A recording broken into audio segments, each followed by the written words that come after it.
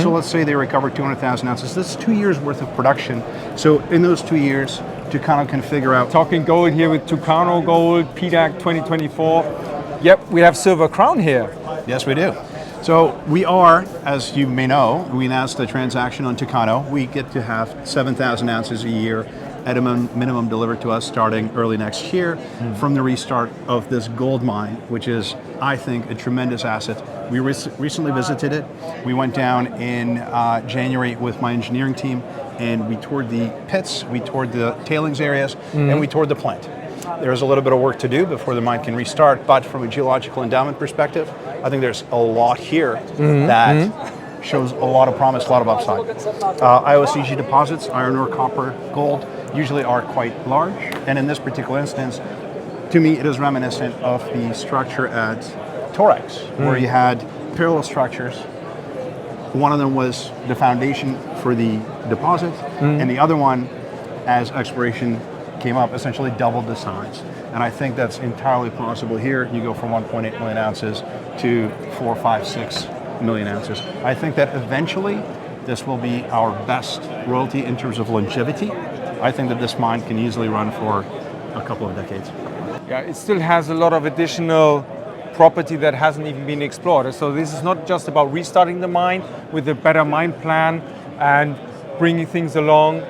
This is actually about also expanding the business then later, expanding production. That's exactly correct. So you have a plant on site that's 10,000 tons per day, and this can very easily be modularly expanded. You can put another 5,000 ton a day crusher or ball mill or something along these lines, and you can increase throughput that way, increasing production 50, 100%. The mineralogical endowment, the ore in the ground certainly is there to support something like this.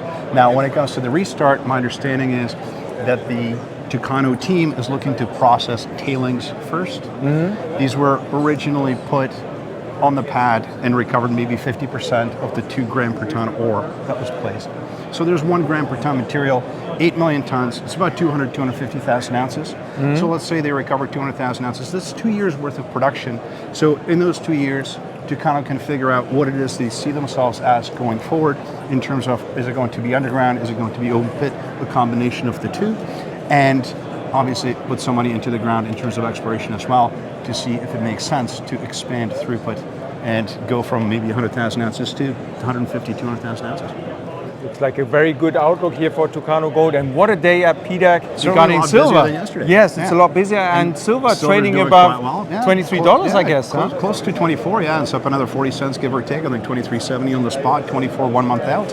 It's a quite exciting day. Now, from a technical trading perspective, I think if we look at what happened in the 2000s when gold consolidated below the 750 level, silver led the market higher, gold followed. And I think in order to see that this time around, we need silver to break through 30.